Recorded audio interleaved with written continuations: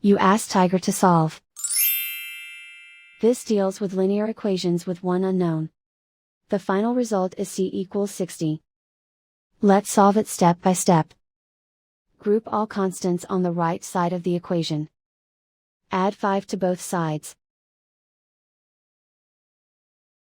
Simplify the arithmetic.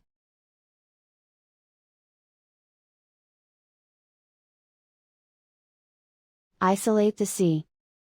Multiply both sides by 2. Group like terms. Multiply the coefficients. Simplify the fraction.